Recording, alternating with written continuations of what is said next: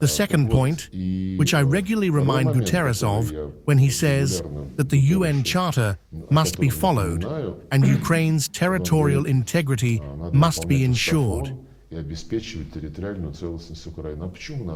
Why is it necessary to ensure Ukraine's territorial integrity when the government in power does not represent Crimea, Donbass, Novorossiya, or a number of other territories that remain under the control of the Kyiv Nazi regime? In the UN Charter, long before territorial integrity is mentioned, it states to respect the equal rights and self-determination of nations.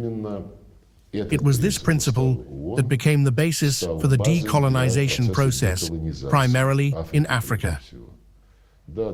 Yes, it took a long time, 15 years after 1945, but then, on the initiative of our country, the process got underway, as one of our leaders used to say, and was completed, though not entirely. 17 territories still remain in a subordinate position, in gross violation of the UN's adopted resolutions.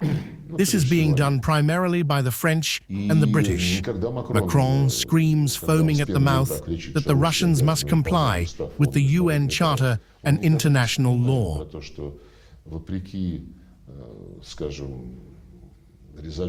But he never mentions that, in defiance of UN General Assembly resolutions and the will of the inhabitants of several African territories, they keep pieces of these territories for themselves. Probably they love vacationing there. It is beautiful. After all, palm trees grow there. You won't find such scenery in Paris, just filth and crime. We remind our UN friends that if they say things must be resolved in accordance with the UN Charter, then they should be so kind as the Chief Administrative Officer, to approach it in the fullness and interconnectedness of its principles. The principle of self-determination is linked to the principle of territorial integrity in a simple way. The United Nations General Assembly resolution, in the form of the Declaration on Principles of International Law back in 1970, proclaimed the need to respect the territorial integrity of all states whose governments do not violate the principle of self-determination, and by virtue of this, represent the entire population living on that territory. Does Volodymyr Zelensky and his clique represent the population of southeastern Ukraine?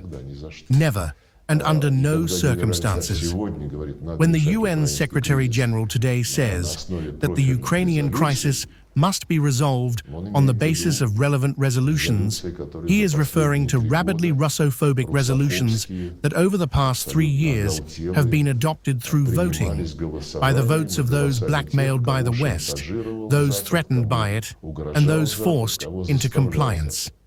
The resolution I mentioned, regarding the necessity for self-respecting states to represent the entire people within their territory, is a consensus that no one has revoked.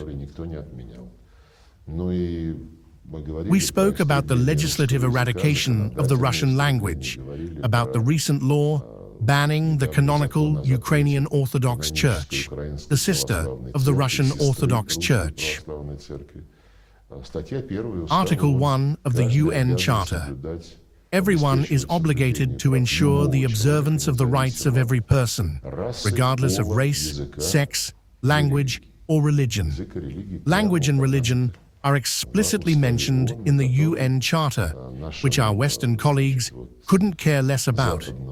It turns out that the West, being represented in the UN leadership, also shows complete disregard for this. We will prove it. The truth is on our side.